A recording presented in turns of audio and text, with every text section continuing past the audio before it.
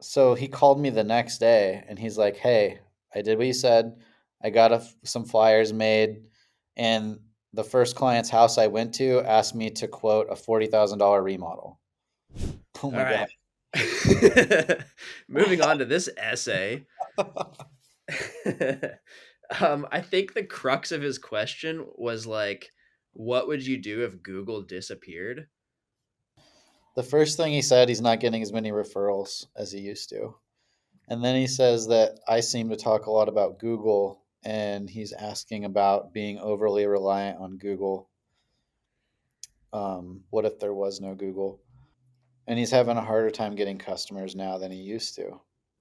So, first thing about referrals, he said he is, I don't think he said what trade he does, but I'll just use a handyman as an example because one of our clients, Wilmer, I talked to Wilmer for the first time in December, and he was a handyman who wanted to break into remodeling. And he was doing a whole bunch of handyman jobs, but he couldn't get any remodeling jobs. And so he came to me wanting us to help him market and get remodeling customers on Google. And the first thing I told him, I was like, what you should do is print out some flyers, or better yet, print out one really, really nice thick card flyer that looks really nice, has your picture, your logo, your phone number, and then lists all the handyman services you can do and then all the different types of remodels you can do. And then make sure that every customer you have takes a picture of the flyer. And so he called me the next day and he's like, "Hey, I did what you said. I got some flyers made, and the first client's house I went to asked me to quote a $40,000 remodel." And I was like, "Nice." And as a handyman, it's a lot easier for him to get handyman jobs online, on Google, on Facebook, wherever, because there's so many more of them. For every kitchen remodel, there's 30 people that need a door installed.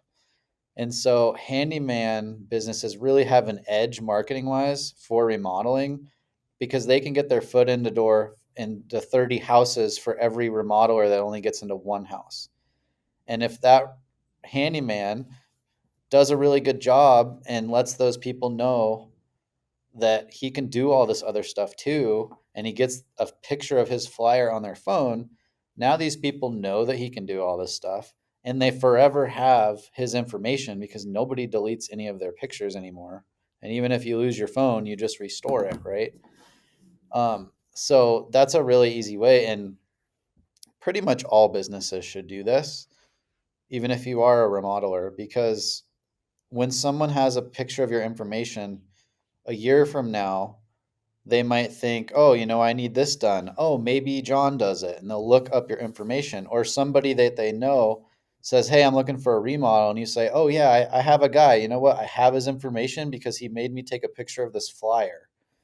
And so you're you're enabling your customers to more easily give you referrals rather than relying on them to do all the work. And that's a lot of being successful in this stuff these days is doing things on the back end of your business to promote and to make it easier to get more jobs because online marketing is only getting more competitive and more expensive as time goes on and more contractors are doing it.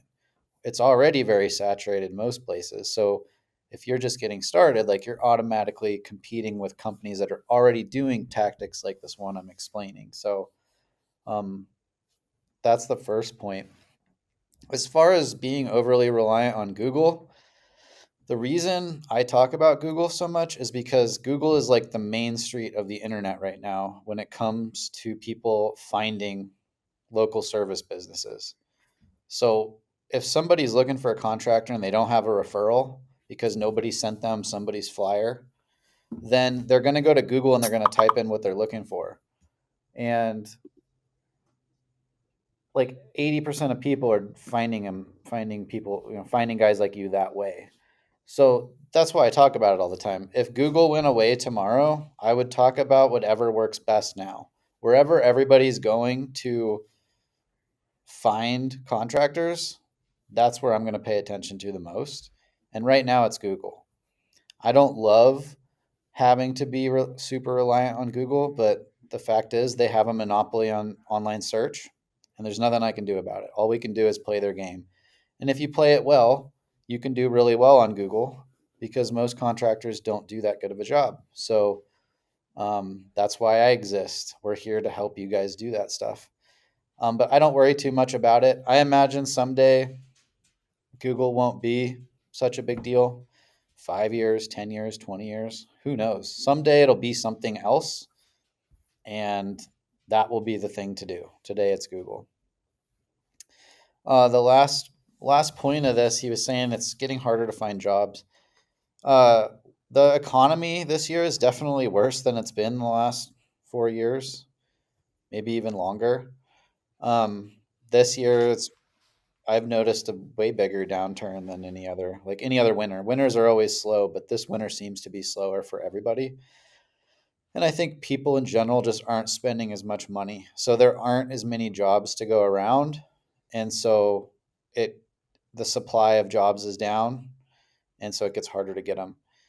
When it comes to any of this marketing stuff, if you are if you're in a rural area where you don't have any really good competition, you can usually get away with a good website and some SEO and just being on Google Maps.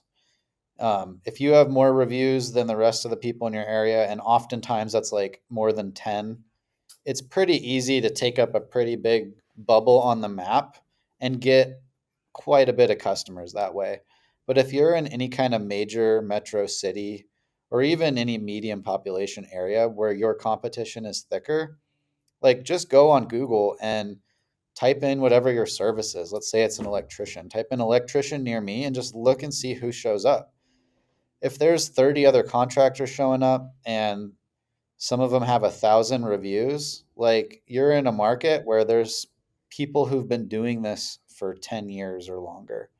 And so you're not going to be able to just overnight whip up a website and start taking over because your competition is more advanced than you. And so you have to be better than them to win more customers. So, and also when you're in an environment like that, you have to do all of the things. Like you have to do Google Maps, Google local service ads, Google ads. Maybe you do Facebook ads too. Maybe you get a billboard. Maybe you wrap your trucks. Maybe you have yard signs. Maybe you hand out flyers to everyone and get them to take a picture. Like you probably have to do all of those things, and you get a few customers a month from each channel. And that's how you get all the customers you need.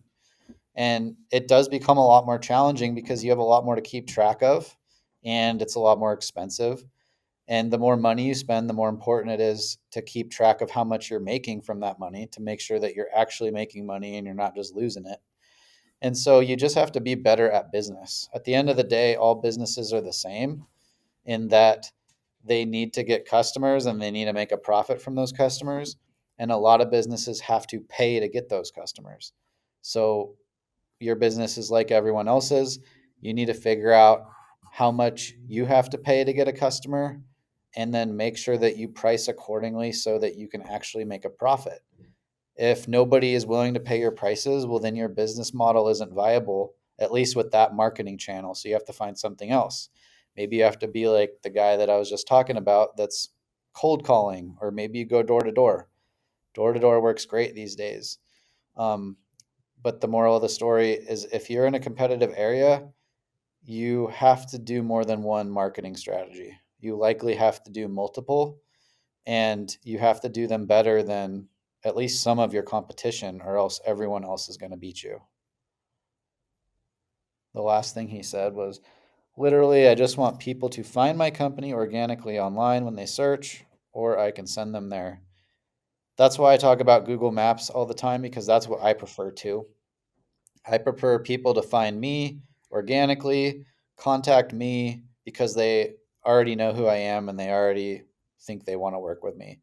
I would rather deal with those people all day long rather than deal with people that come in from Facebook ads and half of them were up really late, half asleep, and maybe a little drunk and don't even remember filling out the form because that happens like seems like 70% of the time. So I prefer people to find me too. And that's why Google Maps is my favorite marketing strategy for contractors.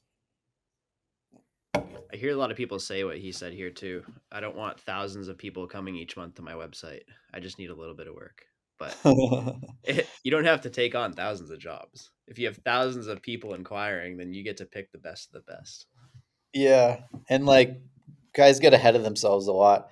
Like they'll come and I'll talk to them and they'll be like, I'll be like, how many leads do you want? And they're like, as many as I can get. And it's like, okay, so if I can get you 1,000 leads a day, would that be good? And it's like, oh no, no, no, I can't talk to 1,000 people a day. It's like, of course you can't. So like, let's back this down to a reasonable number. Yeah. Like if I could snap my fingers and get 1,000 leads a day, like I wouldn't be sitting here on YouTube. Like I would be doing Mhm. 500 jobs a day.